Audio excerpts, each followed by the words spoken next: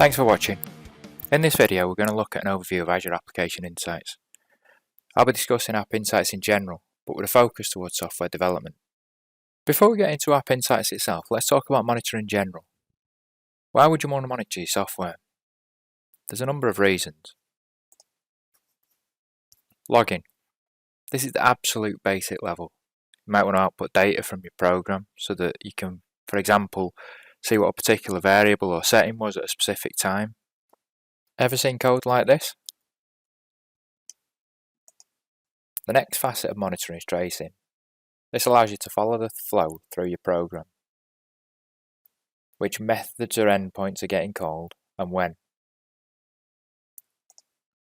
We can track performance.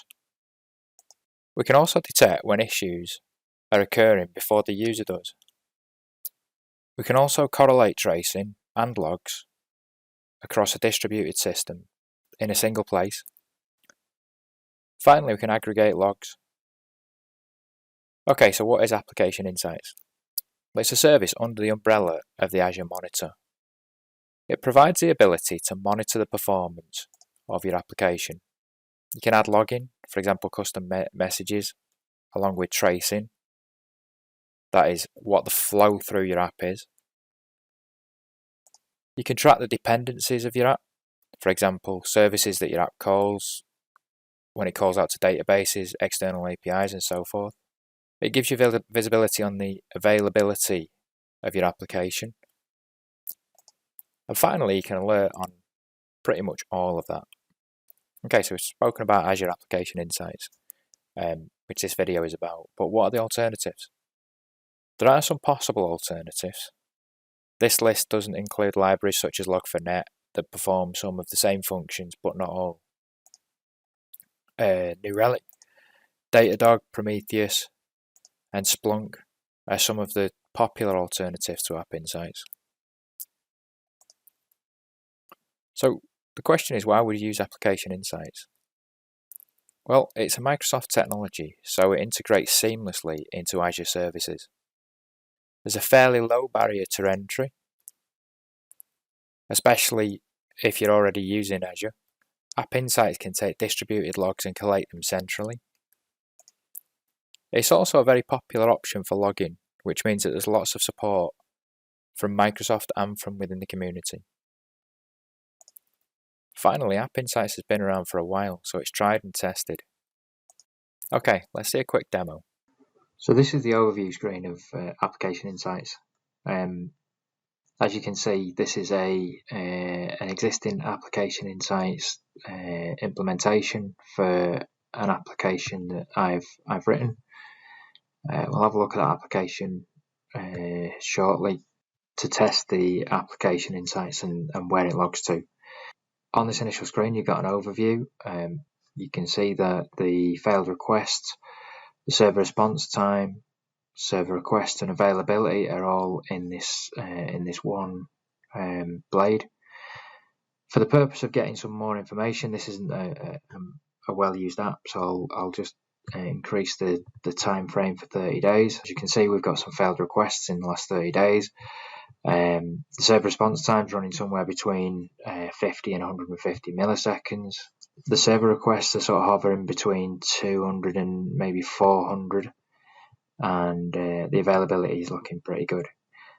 Let's drill into some of these blades. So let's start with a fail request. If we go into fail request, we can see that there's some fail requests for the last 30 days.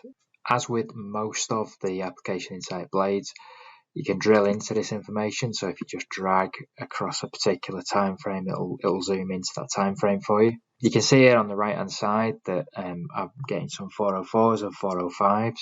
And then it'll break that down into the exception types and the dependencies if they exist. You can also see here on the operations which particular operations are failing. If you look at the operations that are failing, it looks a little bit like I'm running a WordPress site. It so happens that I'm not, so these are probably legitimately failing because people are trying to access resources that aren't there. Okay, let's jump back to the overview and let's drill into the server response time. So this takes us to the performance blade. And in here we can see how long requests are taking. We can also see what the most requests are taking. So for here, for example, we can see that a lot of requests are sort of coming in around about the 41 millisecond mark. And then if we have a look at, again, we can see the individual operations and how long they're taking. And so we can quickly see what the bottleneck is, or what the slowest part of the application is.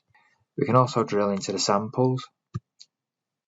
If we have a look at the samples, we can see that, for example, this one, somebody's accessed the index page on the site.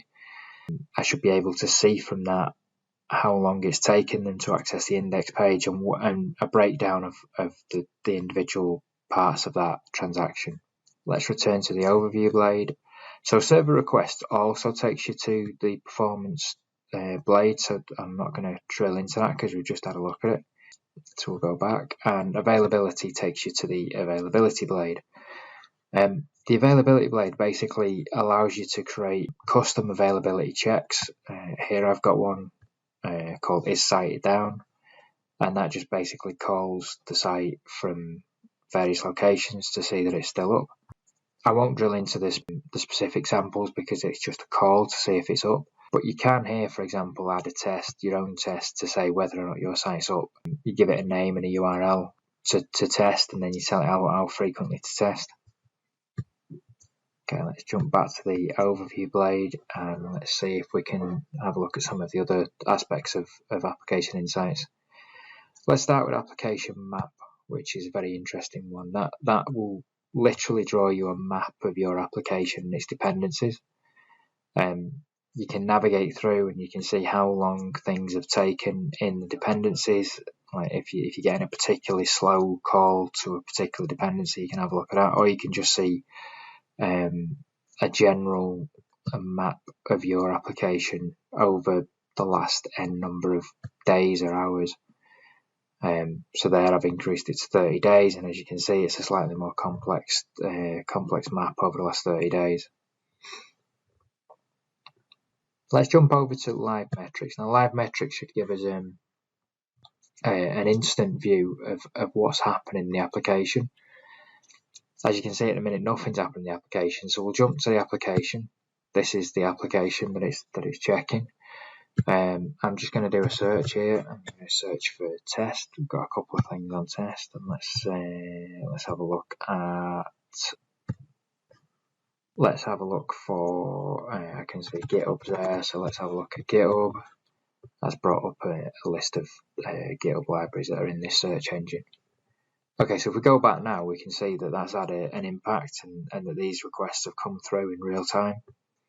We can see how frequently they're getting requests. We can see how long the requests are taking, and dependency maps, and so on and so forth, and how much impact that's having on the CPU. If there's any exceptions that appear here, and as telemetry appears, it would appear here on the right hand side. We can also search transactions, so I'll just nip back to the overview page here, because you can get to that from 2 points. You can get to it from the search button on the overview page, or from transaction search. This is probably one of the most useful parts of application insights, because it will give you a list of all the logs from the last last period that you selected. So for example, we just did a search for test. So if I just type test into there, we should see that, yeah, there you go. We've done a search for test, and it tells you this search has been performed. We've looked at availability, we've looked at failures, and we've looked at performance. I won't go into the monitoring blades. Thanks for watching. Hope you've enjoyed the video.